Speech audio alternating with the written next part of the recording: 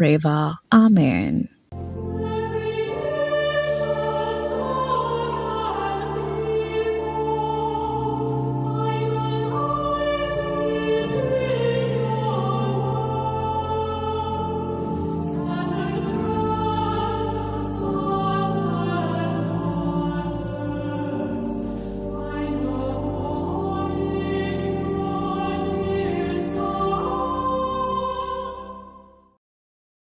Capuchin TV.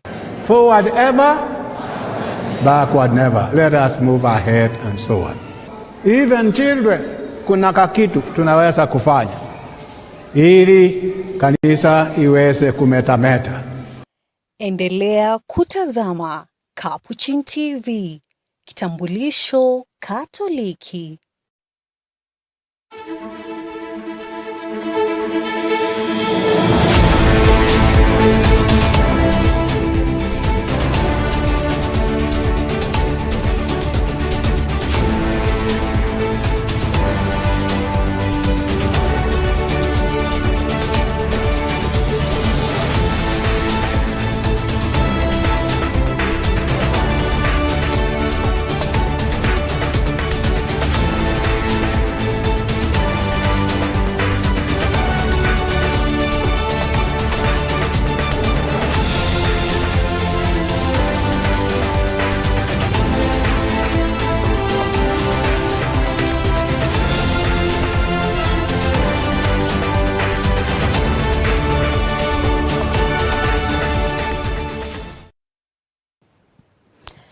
Hello there and welcome to this program. This evening on the Catholic Focus, from a silver jubilee of remembrance for the late Father John Kesar to relief for patients in Machakos after nurses call off their strike, plus grassroots voices in Muranga, urgent calls over rising suicide cases, and a campaign in Busia tackling early pregnancies.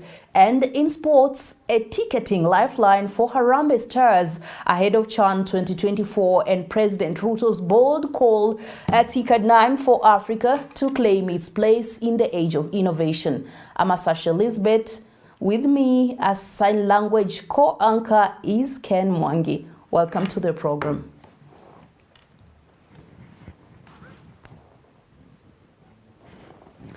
Now, today marked the silver jubilee of the tragic death of Father John Anthony Kesar, commemorating 25 years since the American-born Mill Hill missionary was killed under suspicious circumstances in Kenya.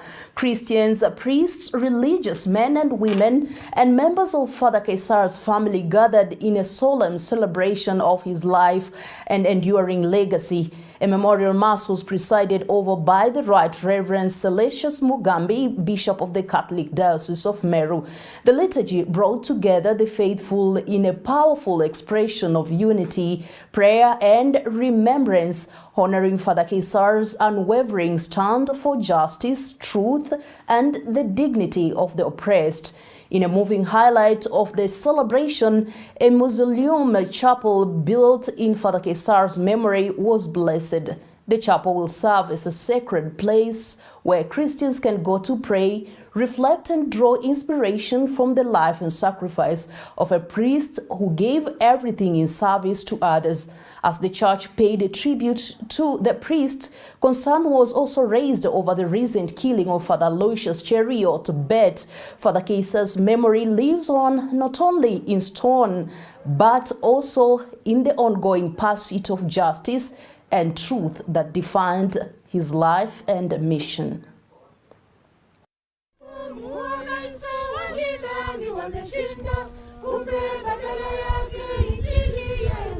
Father Kesar's family, the Kenya Conference of the Catholic Bishops, and the Church has never gotten justice. So we are here to remind the government, we are here to remind the civil society, the religious organization, the blood of innocent is not supposed to be shed anyhow, but we are here to remind them they killed Father Kesar, but the blood of Father Kesar has borne so many people. Father Kesar fought for the landless people, especially in the 1992-1993, the land clashes, a place called Nosupukia. Father John was more than just a parish priest to us. He was our dear uncle, and I grew up getting to know him as one of our favorite uncles. Father John Kaiser did so much, not just for the people here in Kenya, but also for our family. We're very proud of his work, and we love the Kenyan people for honoring him in this way. He's an inspiration in that he didn't seek fame.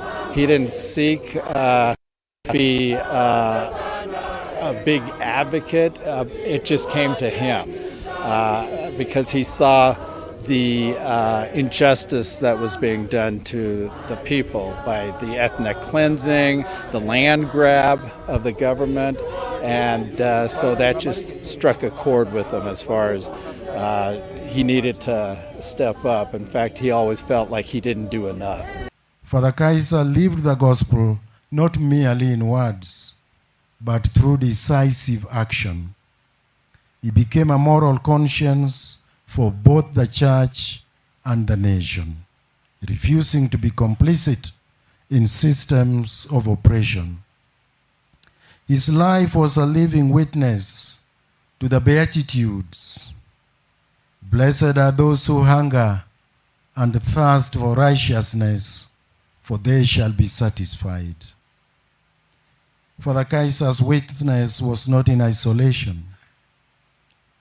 We recall other brave souls who have paid the ultimate price for their stand against injustice in this country. We remember Father Lois Cheriot Bet, a Catholic priest killed in Tot, Elgeyo Marakwet, early this year under mysterious circumstances. We remember others like Anglican Bishop Alexander Kipsang Muge, Karim Induthu of Released Political Prisoners Pressure Group, Oscar Kingara, and John Paul Oulu of the Oscar Foundation, and lawyer Willie Kimani, among others. Their blood cries out for justice. More way you can also do something. Where there is no peace, where there is no justice, where people are rejected, where people are punished for nothing, and where people are suffering for no fault of their own. A moral compass for both the church and the nation indeed, and of course his legacy lives on as the church upholds his call for justice and truth. We now shift to healthcare, where patients in Machakos can finally breathe a sigh of relief as striking nurses call off their 2-week industrial action after a breakthrough deal with the county government. The pact promises pay rises, overdue promotions, higher allowances, and full CBA implementation.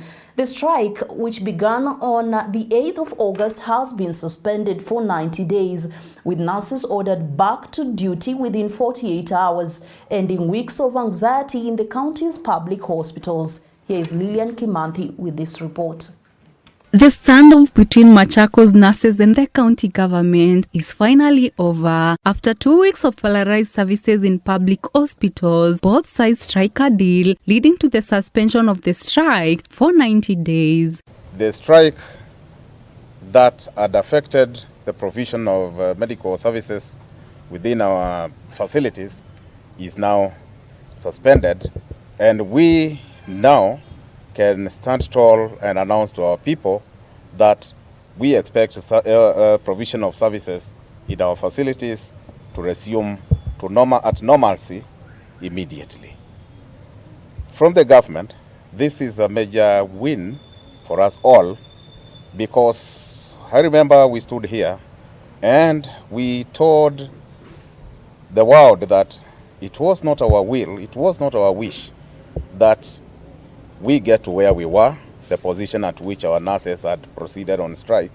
We would do what could be done to bring that to an end, and we are happy that we are at a point where we can say it is now back to business. The agreement also includes a rise in monthly allowances from 10,000 to 25,000 shillings and full implementation of the collective bargaining agreement. SACA further assured union members that non-nurses will face disciplinary action for taking part in the strike. So most of the items, in fact all of the items which are raised in our strike notice, we have come to an agreement. And as such, we would like to inform our members that we have agreed with our employer to suspend our strike for a period of 90 days so that our employer can implement what we've agreed upon. And to our members, we are requesting you to resume duty immediately and not later than 48 hours. So I would like to report to the people of Machakos and the country in general that Kenya National Union has officially suspended the strike and medical care will resume immediately. The strike, which began on August 8th, had disrupted healthcare services across Machakos County, with nurses set to resume duty with 48 hours. Residents hope the new deal ushers in lasting peace in health sector. Lilian Kimanthi, reporting for Catholic Focus, Capuchin TV, Machakos.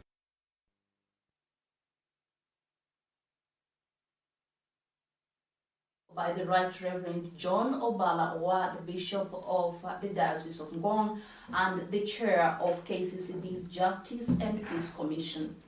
Moving forward, residents of Kangema constituency in Muranga have voiced their frustrations over the rising cost of living, stalled infrastructure projects and the burden of social health contributions.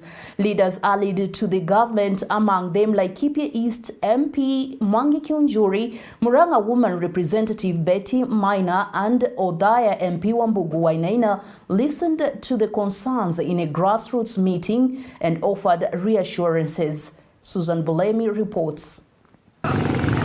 From the rising cost of food to casual labor that pays too little, the people of Kangema in Muranga County painted a picture of daily struggles, saying the government must act faster to ease their burden. Ruto alikuja akiomba kura.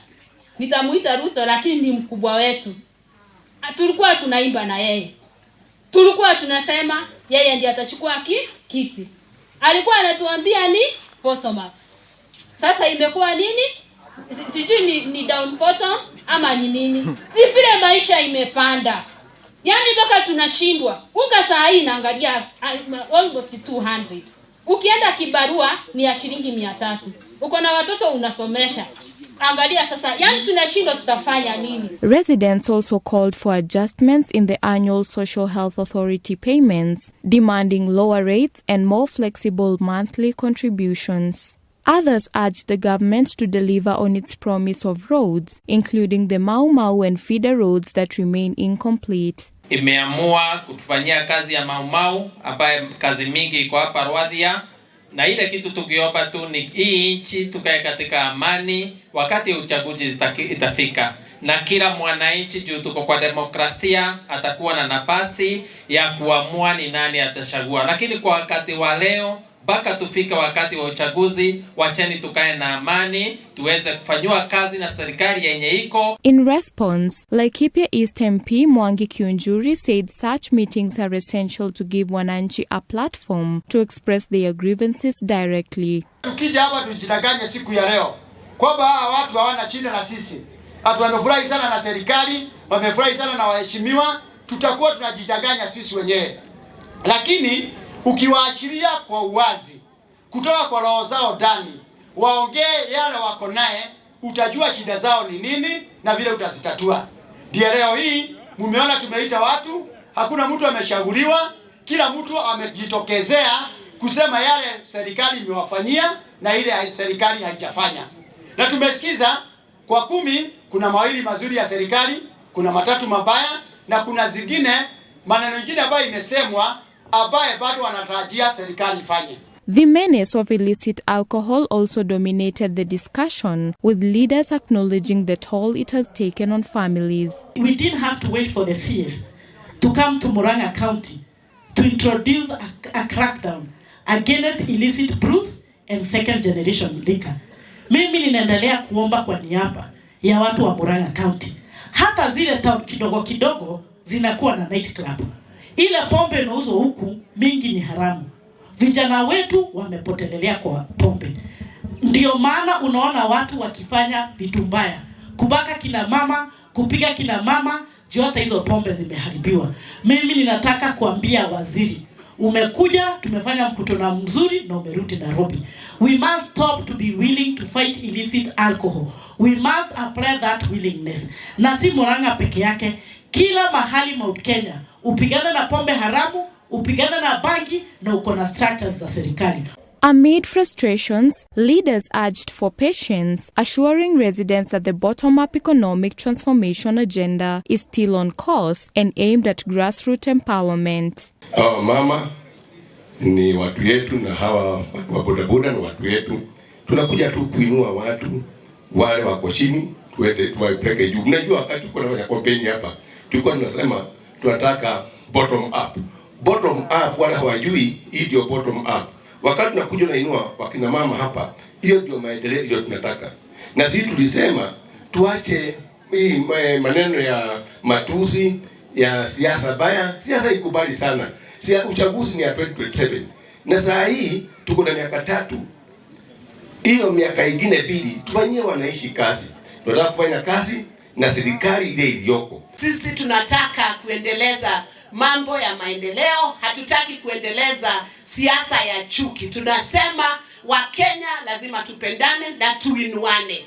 Hakuna haja mtu anaenda mahali wakati si wa uchaguzi umefika na ile kazi anafanya ni kazi tu ya kuleta chuki na mambo yasiyojenga wananchi. Hao wananchi wana shida tofauti tofauti na inabidi sisi kama viongozi tuongoze wananchi, tupendane zaidi, na tukifika 2027 tusiende kupiga uchaguzi kama ni vita. Si vita.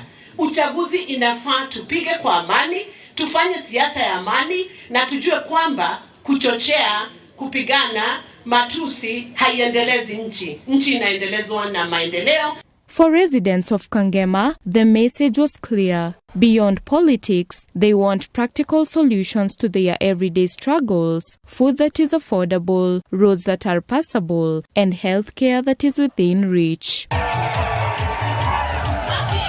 Reporting for Catholic Focus, my name is Susan Bulemi.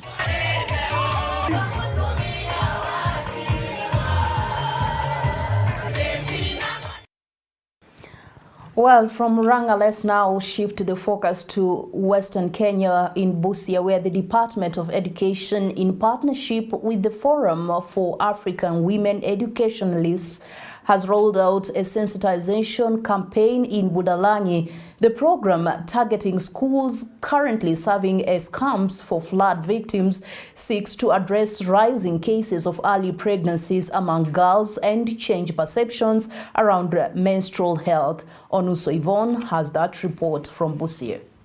The Department of Education in Busia County, in partnership with the Forum for African Women Educationalists, has launched a sensitization program in various schools being used as camps for flood victims in Budalangi constituency. According to FAWE's programs coordinator, Rose Atieno, the victims, especially girls, go through difficult situations that push them into negative behaviors, leading to early pregnancies and dropping out of school. The purpose of the campaign is therefore to help them understand how to protect themselves from such challenges. So hii program ni kupeleka tuseme, which is one of FAWE's programs. It is a key FAWE intervention.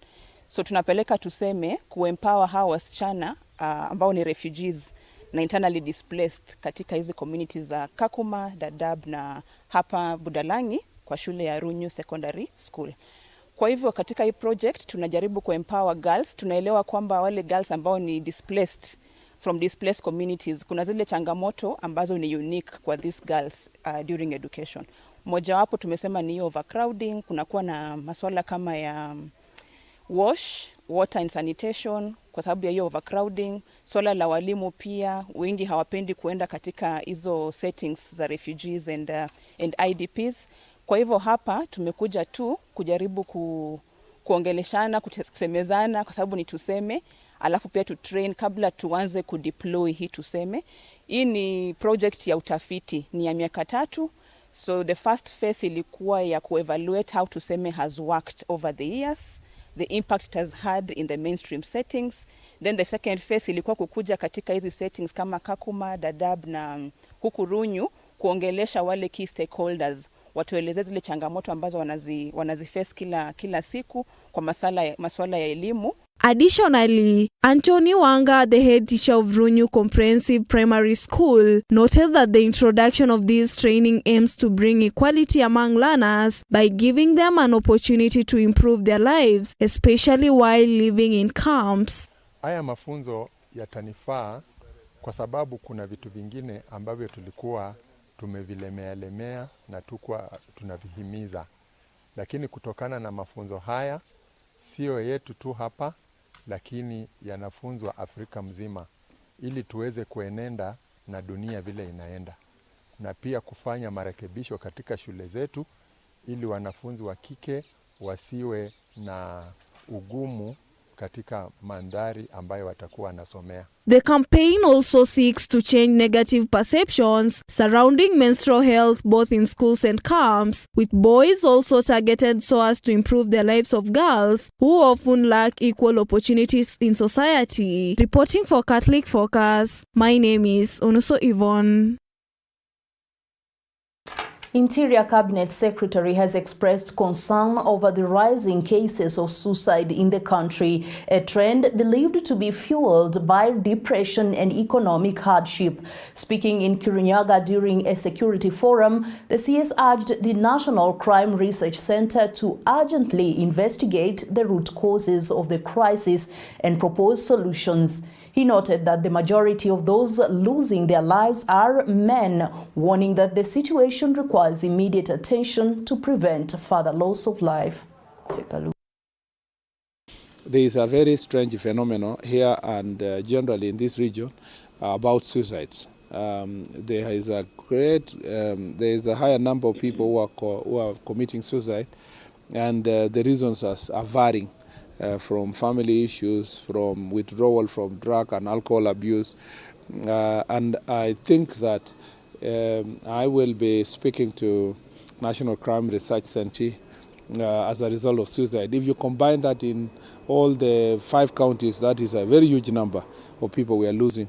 And so we need to have a conversation. Some of the chiefs yesterday gave pointers to sometimes it is and most of them are men, and older men, 50s and above. So there is some concern there that there could be family challenges. It would be linked to gender-based violence in homes, inheritance-related issues, pressure they get from their children. And sometimes we were told by some chief yesterday in Nyeri that sometimes most of these men are abandoned by their wives later in life and join their children elsewhere, whether abroad, Nairobi and other parts of Kenya. So I don't know if those theories are true. It's important that we engage properly research people to be able to deal with this issue.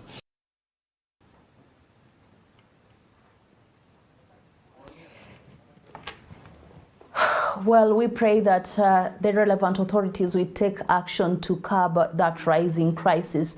Now on to sports.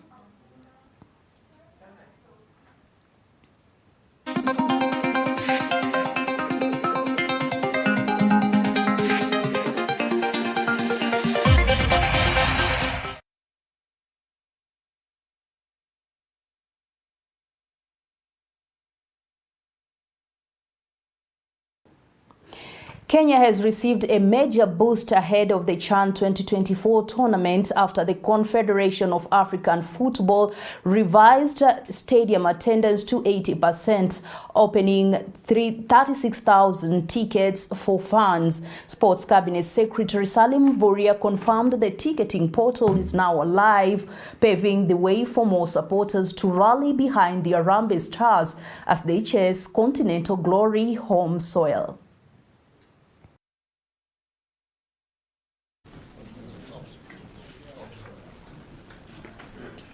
And yesterday I had informed Kenyans that FKF had put an appeal for the numbers in Kasarani tomorrow. And first of all, I want to thank all our fans and all Kenyans for standing together in the previous batch. And the report that has now been officially presented to us by CAF reflects very good progress, that there were no issues, and they have observed that the game last Sunday was in full compliance. And as a result of that compliance process, they have considered favorably the appeal that was put forward by FKF on behalf of Kenya government. And now tomorrow we are happy to announce to all Kenyans that now in Kasarani we will have 80% attendance capacity, which has been allowed, which translates to 36,000 fans. And therefore this is good news to Kenyans. And we want to reiterate that we continue to comply in the game tomorrow. Quarterfinals is a big game, and therefore we urge all Kenyans to continue to comply so that the next time we play 100%, without any problem. Well, we wish the very best to our very own Harambee Stars, and of course, eyeing that continental mantle is not an easy task. All right, now at the ongoing Tokyo International Conference on African Development, TICAD 9 in Yokohama, Japan, President William Ruto has challenged African leaders to invest deliberately in people, saying resilient, adaptive and inclusive societies form the foundation of the continent's transformation. On Africa's urgent challenge, President Ruto underscored the need to accelerate inclusive wealth creation to eliminate poverty, create jobs and restore dignity. He further emphasized that education and research must be at the heart of Africa's response, equipping young people to seize opportunities in artificial intelligence, biotechnology, robotics, and digital innovation. Ruto affirmed that in this new era, AI must now mean Africa included. Resilient, adaptive and inclusive societies form the foundation of Africa's transformation. The societal pillar challenges us to invest deliberately in people, including their health, education, and their well-being. Only then can Africa unlock its vast potential through holistic human capital development. Africa is richly endowed with natural resources and a youthful population of nearly 400 million, bursting with energy, creativity, and innovation. Yet, systemic social challenges persist. To close this gap, we must champion programs aligned with global, regional, and national priorities, but tailored to build inclusive and resilient societies that leave nobody behind. Shared prosperity is the tide that lifts all of society. Africa's urgent challenge is to accelerate the pace of inclusive wealth creation, to eliminate poverty, create jobs, and restore dignity. This requires correcting the entrenched imbalance in global trade, where Africa exports raw materials and imports finished goods at a premium, a structure that locks our people out of opportunity and stifles our industrialization aspirations. Partners like Japan can help remedy this skew by investing in local manufacturing and industrialization, supporting local agricultural value chains, and financing renewable energy systems to power industry. The fourth industrial revolution is reshaping economies. Education and research must therefore form Africa's response, equipping our young people to seize opportunities in artificial intelligence, biotechnology, robotics, and digital innovation. We were told yesterday by the Secretary General of the UN that AI must now mean Africa included. We appreciate collaborative initiatives to promote science, technology, engineering, and mathematics. We call for scaling up exchanges under the Africa Business Education Initiative, the Dumpuktu Initiative, the African Youth Program 2025, and joint research linkages between Japan and African countries.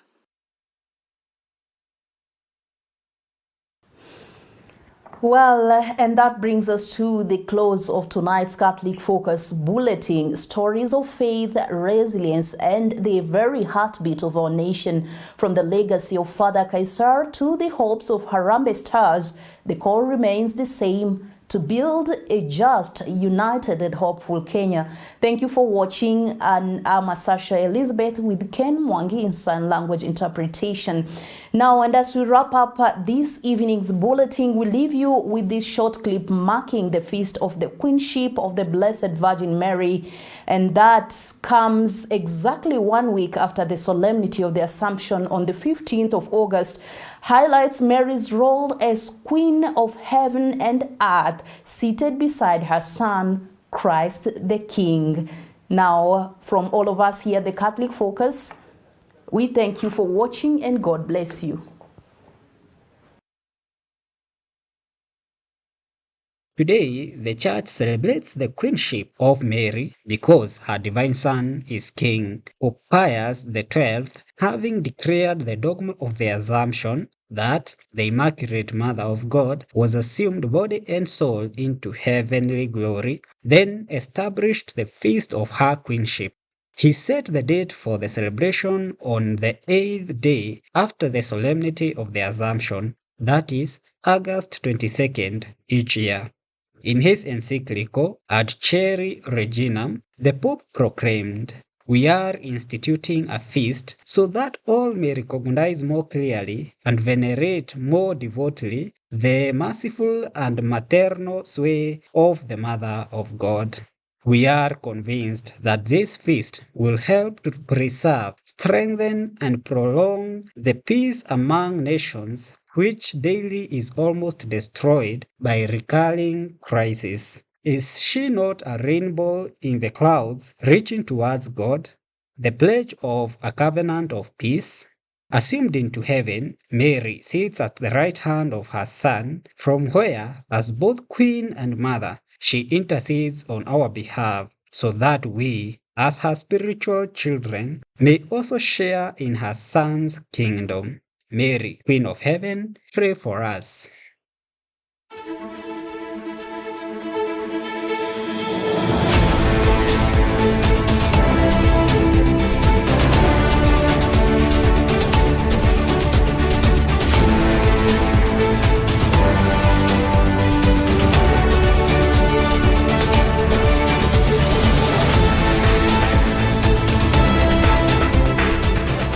Keep watching Capuchin TV, your staunchly Catholic identity channel.